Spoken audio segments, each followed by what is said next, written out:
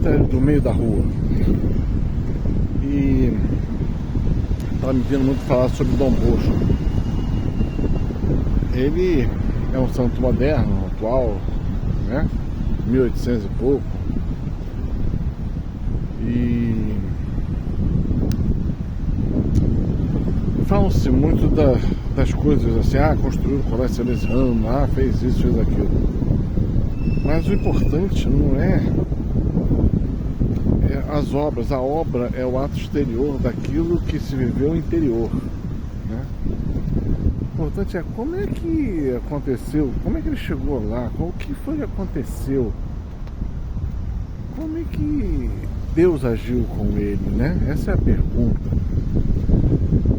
E aí, muitas vezes, as pessoas não entendem, né? Porque vai falar de assuntos assim que a maioria não entende a mecânica de Deus. A maioria não entende como Deus se processa na vida, na intimidade com a pessoa. Ele teve problemas financeiros diversos. Mas quando a coisa apertava, ele baixava a cabeça e rezava.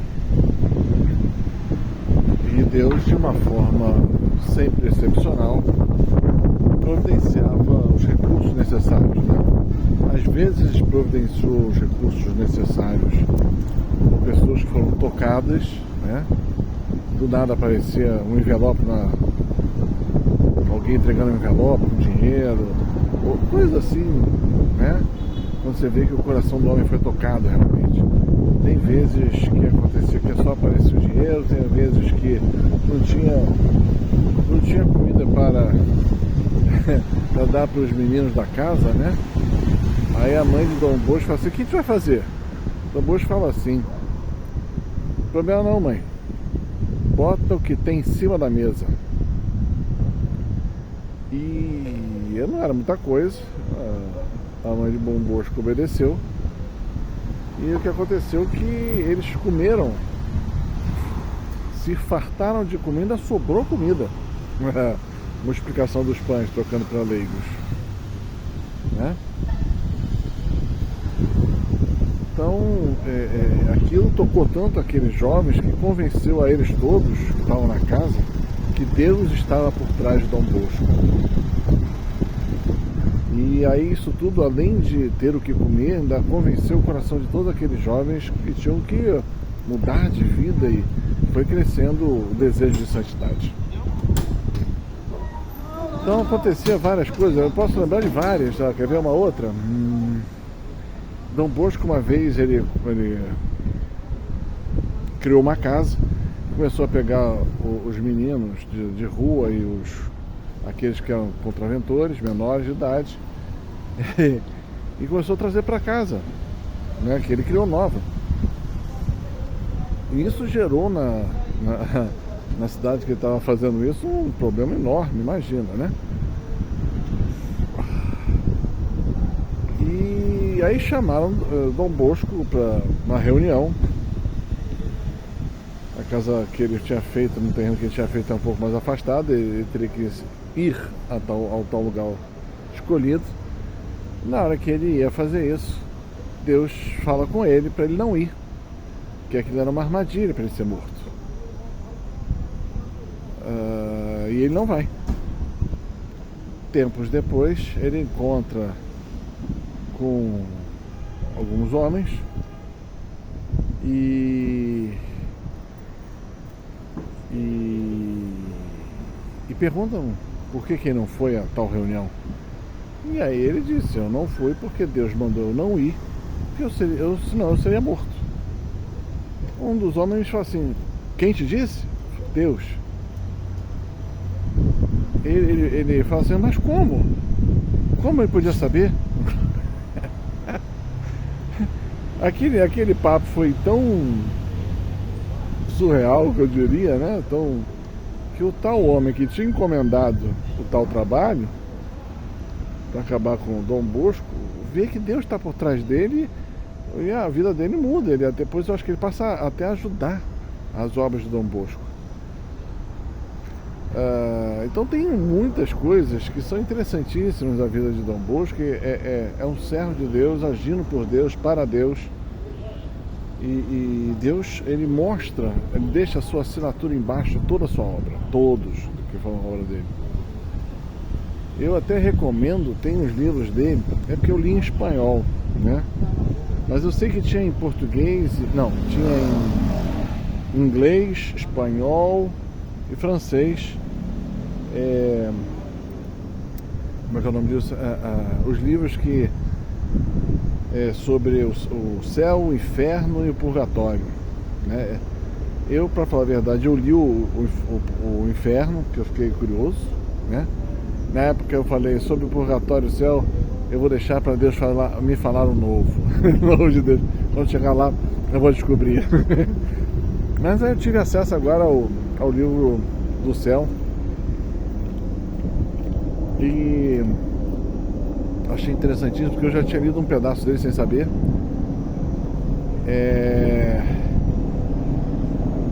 Um pedaço dele sem saber, que é sobre Domingos Sávio, né? E aí eu fiquei sabendo da obra mais completa, né? Mas interessantíssimo.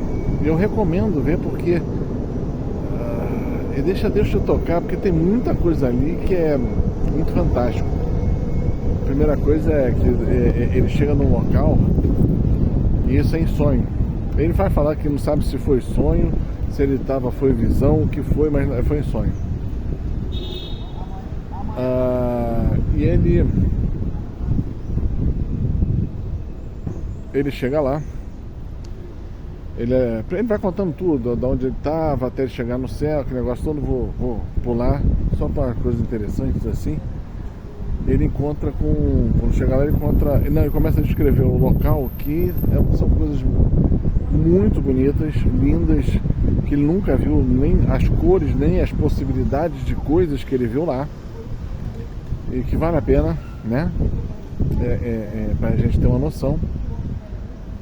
E eu até mais tarde um dia eu vou falar sobre isso,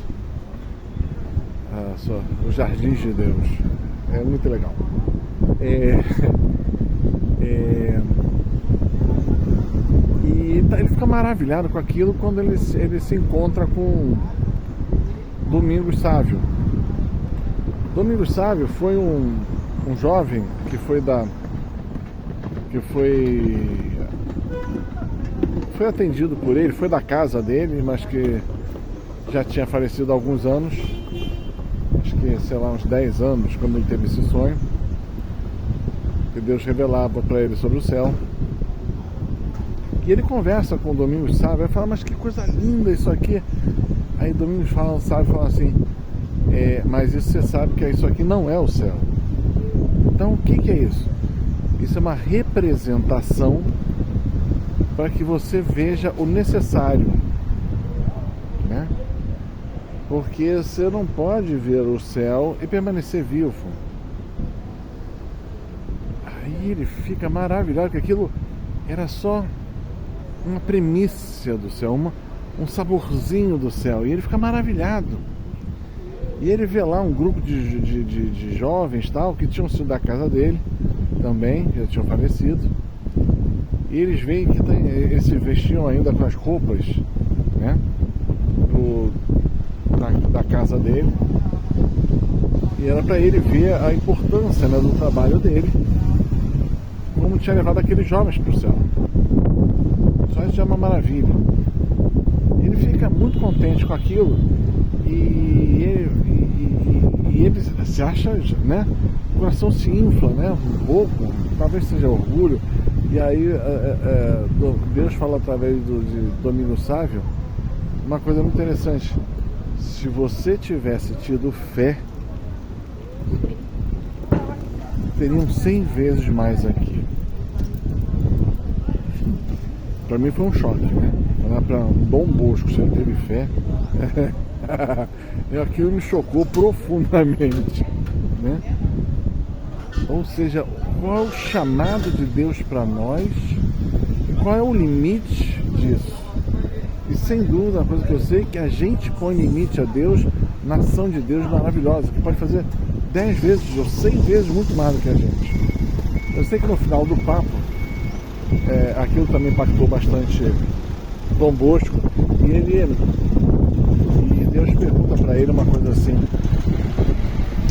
e agora, Dom Bosco, você vai ter fé? Você realmente vai confiar em mim? Essa segunda frase literalmente foi na minha jugular. Caramba, meu, como é que... E Dom Bosco, com o coração contrito, dolorido, fala assim: claro, Senhor, eu vou confiar em Senhor. Aqui é uma coisa, né? São palavras de Deus que mexem profundamente conosco, né? E leva a gente a uma reflexão: meu Deus, será que eu estou confiando em Deus? Será que eu estou tendo fé? Será que essa a fé verdadeira, aquela fé de mover montanhas, né? Tudo isso, quando é uma palavra de Deus, mexe com a gente. E aí Deus vai falar com ele, que pegou os jovens dele da casa, quem trabalhava junto com ele, e dividiu em 3 livros. Cada um dos livros, o primeiro tinha aqueles que estavam destino à santidade, aqueles que iam se salvar, mas o caminho de santidade ainda estava longe, né? E aqueles que iam para o inferno. Aqui, Deus mostrou os 3 livros. Dom Bosco, acho que o primeiro e o segundo ele nem olhou direito, mas aqueles que iam para o inferno, ele abriu e viu os nomes e os porquês, né? E aquilo, quando ele desperta do sonho, o quarto dele está fedendo aos pecados daquele livro, né? E fica por uma semana assim. Então, e sempre o sonho dele, quando desperta, tem algo que comprova, né? Mas tem uma outra coisa que ele fala antes disso tudo, que Deus fala assim para ele: vão morrer da sua casa 6 mais 2. 8, né? 6 mais 2, 8, óbvio. Mas por que Deus falou 6 mais 2? Deus sempre fala assim. Aí ele não entende muito, mas gravou a informação. E daí a pouco ele volta, ele não fala de primeira. Acho que demora um mês para falar sobre esse sonho com os jovens dele. Eu acho que, pelo que eu entendo, assim, eu acho que ele pegou todos aqueles que estavam com o nome indicado para o inferno. Ele conversa com todos, indicando o caminho que eles têm, o porquê e o pecado que levariam aquilo. É o cuidado dele muito grande, um amor, né? Fantástico. E ele também fala desses 6 mais 2. Então, que falam, mas o lado bom é que vão morrer, mas os 8 vão para o céu. Então isso era uma coisa fantástica. Tem um lado que é pesado, porque são, né? A gente tem um lado humano, mas que vão para o céu, que maravilha. Ele não sabia quem era. Ele chegou a falar, ele falou com isso, falou até com outras pessoas. Tinha acho que um delegado de polícia da época dele, que acreditava peronomútil, né? Aí chegou no final do ano e tinham morrido realmente 7 pessoas. Era dia 31, ou seja, e ele chegou a falar depois com Dom Bosco: o senhor errou, não era verdade, morreram 7, não morreram 8. Olha só, né? A cabeça do desinfeliz. Mas tudo bem, mas Deus tinha falado. E o Dom Bosco veio no coração: espera um pouco. Não sei porquê, mas espera um pouco. Daí algum tempo ele recebeu uma carta de uma das suas unidades, acho que aqui na América do Sul. Acho que tinham 2, uma em... eu não sei exatamente onde aqui no Brasil, e outra na Argentina. E mais um dos sacerdotes que tinham vindo para o Brasil para fazer o trabalho aqui tinha morrido naquele ano, né? E aí ele vai lá e mostra pro delegado. O delegado: nossa, desculpa, tal, né? Ou seja, tem muita gente que precisa se não tocar nas chagas de Jesus, né? Se não tocar nas chagas, não acredita. Mas esse também a vida foi transformada de uma forma interessante. Mas o 6 mais 2 era o seguinte: é que morreram 6 jovens e 2 sacerdotes, né? Ou seja, Deus faz diferença. Um leigo é um leigo, amado por Deus mas um sacerdote é sempre um sacerdote, né? E ele é distinto no coração de Deus. Então, às vezes eu falo de sacerdotes errados, é porque eu sei que Deus vai ser muito exigente. E Ele é extremamente exigente com aqueles que são sacerdotes, aqueles que são consagrados, aqueles que são separados. E vai pedir mais deles. E quando um desses chega no céu, opa, glória a Deus! Porque eu como já tive contato com vários fantásticos, né? E tem gente que anda, sei lá, meio perdido por aí. Tem que falar para eles mudarem, para eles chegarem ao céu. Eu não falo em tom de crítica, mas eu falo em tom de luta, meu amigo. Luta para o teu cantinho de céu. Que você e eu, todos nós, somos destinados a isso. Nós temos que lutar para chegar lá. Então, os 6 mais 2, né? É interessante porque Deus assim classificou. Então, isso é um pouquinho, quer dizer, rápidas passagens da vida de Dom Bosco, no meio da rua, né? Lá, no meio da rua, né? Que Deus me fez lembrar agora, porque Ele está convidando, no fundo acho que Ele está falando assim, ó, você é eleito para o céu, você é convidado para o céu, esforça-te, né? Como falou Dom Bosco, tenha fé, e depois tenha confiança, caminha com Ele, caminha com o Mestre, vai com Jesus, vai nas pegadas do Mestre. É assim que a gente chega lá, tá bom? Paz e bem.